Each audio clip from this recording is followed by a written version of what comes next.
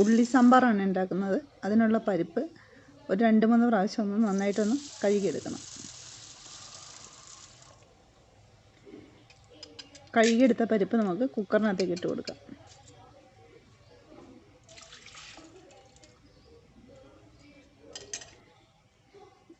ഇനി ഇതിനകത്ത് വേകുന്നതിനാവശ്യമായിട്ട് വെള്ളം ഒഴിച്ചു കൊടുക്കാം. ഒരു 1/4 സ്പൂൺ മഞ്ഞൾപ്പൊടിയും പാകത്തിന് ഉപ്പും കൂടി ചേർത്ത് ഒന്ന് വേവിച്ചെടുക്കാം. പരിപ്പ് വേകുന്ന സമയത്ത് നമുക്ക് ഉള്ളിയൊക്കെ ഒന്ന് വഴറ്റിയെടുക്കാം. വെളിച്ചെണ്ണ ചൂടായി വരുമ്പോൾ അതിനകത്തേക്ക് ഉള്ളി അരിഞ്ഞത് ചേർത്ത് ഒന്ന് വഴറ്റിയെടുക്കാം. ഇതിനകത്തേക്ക് കുറച്ച് പച്ചമുളകും കൂടി ചേർത്തൊന്ന് വഴറ്റാം. ഉള്ളി ഒന്ന് നന്നായിട്ടൊന്ന് വഴന്ന് വരണേ. നിങ്ങൾക്ക് വീഡിയോ ഇഷ്ടമാവുകയാണെങ്കിൽ ഒന്ന് സബ്സ്ക്രൈബ് ലൈക്കും കൂടി ചെയ്യണേ.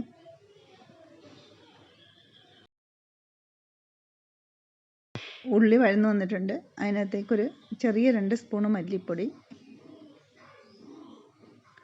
2 സ്പൂണ് മുളക് പൊടി. ഇനി പൊടികൾ ചേർത്തതിന് ശേഷം കുറച്ച് സമയം കൂടി ഒന്ന് വഴറ്റി കൊടുക്കാം. പൊടികൾ ചേർത്തതിന് ശേഷം തീ കുറച്ച് വെച്ചിട്ട് വേണേൽ വഴറ്റിയെടുക്കാനായിട്ട്. ആ പൊടിയുടെ ആ പച്ച ടേസ്റ്റ് ഒന്ന് മാറുന്നതിന് വേണ്ടി കുറച്ച് സമയം നന്നായിട്ടൊന്ന് വഴറ്റിയെടുക്കണം. പൊടിയൊക്കെ ചേർത്ത് നന്നായിട്ട് വഴന്ന് വന്നിട്ടുണ്ട്. ഇനി ഇതിനകത്തേക്ക് തക്കാളി അരിഞ്ഞത് ചേർത്ത് കൊടുക്കാം. 2 തക്കാളി അരിഞ്ഞതാണ്. തക്കാളി തീരെ ചെറുതായിട്ട് അരിയണ്ട, കുറച്ച് വലുതായിട്ട് വേണം അരിഞ്ഞെടുക്കാൻ. തക്കാളിയും കൂടി ചേർത്ത് ഒന്ന് വഴറ്റിയെടുക്കാം. തക്കാളി അങ്ങോട്ട് ഒത്തിരി ഉടഞ്ഞു പോകണ്ട, ഒന്ന് വെന്ത് കിട്ടിയാൽ മതി. ഇനി നമുക്കിതിനകത്ത് പുളി പിഴിഞ്ഞത്, വാളംപുളിയാണ്, വാളംപുളി പിഴിഞ്ഞത് ചേർത്ത് കൊടുക്കാം. ഒരു 1/4 സ്പൂണ് കായപ്പൊടിയും കൂടി ചേർത്ത് കൊടുക്കണേ.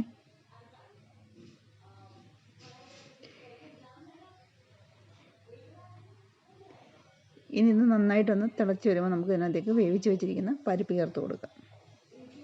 നന്നായിട്ട് തിളച്ച് വന്നിട്ടുണ്ട്. ഇനി വേവിച്ച് വെച്ചിരിക്കുന്ന പരിപ്പ് ചേർത്ത് കൊടുക്കാം.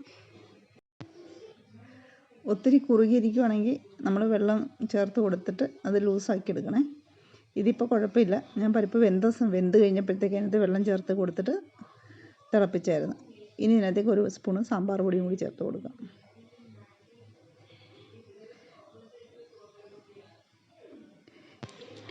ഇനി ഇത് നന്നായിട്ട് തിളച്ച് വരണം. ഇതിവിടെ നന്നായിട്ട് തിളച്ച് വന്നിട്ടുണ്ട്. ഇനി മല്ലിയില ചേർത്ത് കൊടുക്കാം.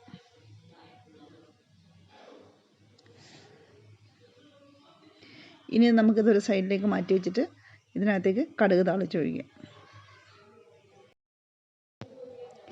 വെളിച്ചെണ്ണ നന്നായിട്ട് ചൂടായിട്ടുണ്ട്. കടുക് ഇട്ട് കൊടുക്കുക. കടുക് നന്നായിട്ട് പൊട്ടി വരുമ്പോൾ 1/4 സ്പൂൺ ഉലുവയും കടുകും കൂടി നന്നായിട്ട് പൊട്ടിയതിന് ശേഷം ഉള്ളി അരിഞ്ഞത്.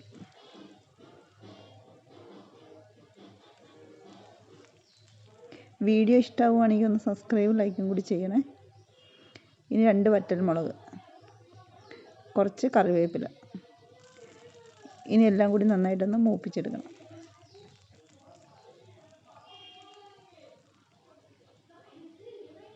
നന്നായിട്ട് മൂത്ത് വരുമ്പം ഒരു കുറച്ച് മുളക് പൊടി, അത് ആ കറിയുടെ മേലിലൊരു ഭംഗി കിട്ടാൻ വേണ്ടിയാണ് മുളക് പൊടി ചേർത്ത് കൊടുക്കണം. മുളക് പൊടി ചേർത്തിട്ട് സ്റ്റൗ ഓഫ് ചെയ്തേക്കണേ, അത് കരിഞ്ഞു പോകും.